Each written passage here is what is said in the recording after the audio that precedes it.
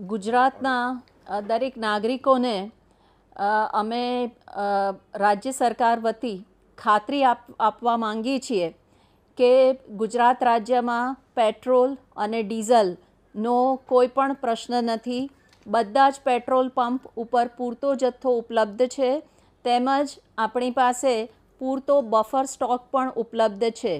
તેથી કોઈ પણ નાગરિકે બિલકુલ ગભરાવાની જરૂર નથી કે પેટ્રોલ પંપ બહાર કોઈ પણ કન્સર્નથી કોઈ પણ લાઈન લગાડવાની જરૂર નથી. જ્યારે પણ પેટ્રોલ ડીઝલનો જેટલો જથ્થો જોઈએ એ પૂરતા પ્રમાણમાં ઉપલબ્ધ છે. અને મારી સાથે ઇન્ડિયન ઓઇલ કોર્પોરેશન લિમિટેડના ગુજરાત રાજ્યના નોડલ ઓફિસર તેમજ પેટ્રોલ પંપ ડીલર્સ એસોસિએશનના ભારતના પ્રેસિડેન્ટ મારી સાથે આ પ્રેસ કોન્ફરન્સમાં જોડાયેલા છે અને એ પણ આપને આ ખાતરી આપી રહ્યા છે. मैं Sanjeev Behera, executive director and state head Indian oil corporation Gujarat state office. मैं स्टेट लेवल कोऑर्डिनेटर भी हूँ ऑयल इंडस्ट्रीज़ का गुजरात में भी हूँ. एक चीज़ मैं आश्वस्त करना चाहता हूँ कि जो पेट्रोल पंप हमारा गुजरात में है, सारे पेट्रोल पंप में एडिक्वेट स्टॉक्स है. हमारे पास जो डिपोज एंड टर्मिनल्स है उसमें भी एडिक्वेट स्टॉक है. तो buffer stock, sufficient buffer stock है और कोई पैनिक का कोई इशू नहीं है. मैं आप लोगों को रिक्वेस्ट करना चाहता हूँ, जो पेट्रोल पंप है वहाँ पे आइए, लेकिन कोई क्यू लगाने का ज़रूरत नहीं है. एडिक्वेट इन्वेंट्री है. जब चाहे any point of time you can come to our outlets and you can take fuel. Nothing to panic. That much assurance I can give on behalf of the oil companies. And एक चीज़ हमको कुछ media में देखने को मिला था कि कुछ आउटलेट हमारा बंद कर दिए हैं. वो वेरीफाइड नहीं है अभी. हम डेफिनेटली उसको वेरीफाई करेंगे. इन केस कोई डीलर हमारा जो रूल्स एंड रेगुलेशंस है उसके अगेंस्ट में काम करता है और आउटलेट बंद कर दिया है, इन्वेंट्री होने के बाद भी स्टॉप कर दिया है, पब्लिक इनकन्वीनियंस हुआ है, definitely I assure will take definitely action. That much assurance I can give. Thank you. ભાઈઓ, આજે અમદાવાદમાં અને એક બે શહેરોમાં, ગુજરાતના એક બે શહેરોમાં જે પેટ્રોલ પંપ ઉપર પેટ્રોલ ડીઝલ લેવા માટે જે લાઈનો લાગી છે એ કેવળ ને કેવળ અફવા છે. અને એક પેટ્રોલ પંપ એસોસિએશનના ડીલરના એસોસિએશન તરીકે અને પ્રેસિડેન્ટ તરીકે હું આપને ખાતરી આપું છું કે ત્રણેય ઓઇલ કંપની તરફથી અમને પૂરતા પ્રમાણમાં જથ્થો મળે છે, બફર સ્ટોક પણ છે અને તેમને સપ્લાયના કામના કલાકો પણ વધાર્યા છે. જે 5 વાગ્યાનો સમય હતો એને બદલે પણ કામના કલાકો વધાર્યા છે, સપ્લાયનો જથ્થો પણ વધાર્યો છે. માટે પબ્લિકને જોઈએ એટલું પેટ્રોલ અને ડીઝલ મળે છે.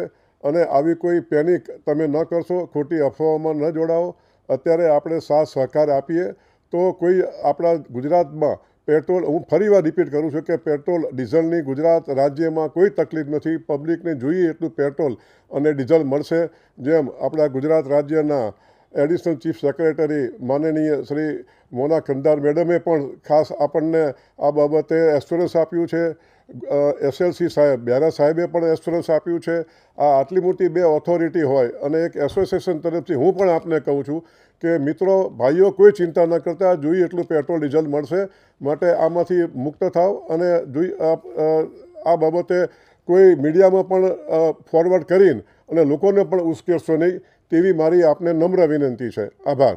ભાઈઓ અને બહેનો, આપે બંને પ્રતિનિધિશ્રીઓને સાંભળ્યા છે.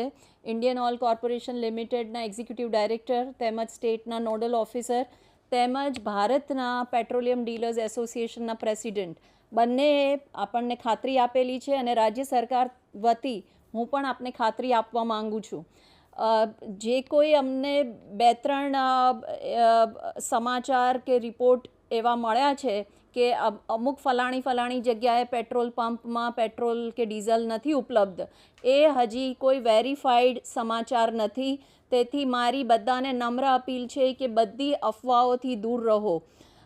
જે પ્રમાણે શ્રી સંજીવ બહેરાજીએ કહ્યું એ રીતે, જો કોઈ પણ ડીલરે આટલો જથ્થો પૂરતો હોવા છતાં કોઈ પણ એમનાથી ત્રુટિ થઈ હશે તો એના પર સખત એક્શન લેવામાં આવશે.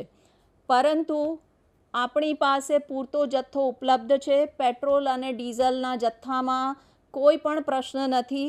તેથી અફવાઓથી દોરાઈને આપ કોઈ હેરાનગતિમાં પડશો નહીં, તેમજ ખોટી લાઈનો લગાડશો નહીં. આપને જ્યારે પણ આપના વાહનમાં પેટ્રોલ કે ડીઝલ ભરાવવાની જરૂર હશે ત્યારે આપને જેટલા પેટ્રોલ પંપ છે ઓઇલ માર્કેટિંગ કંપનીઝના, તે બધા જ પેટ્રોલ પંપમાંથી આપને જરૂર પ્રમાણે જથ્થો મળી રહેશે.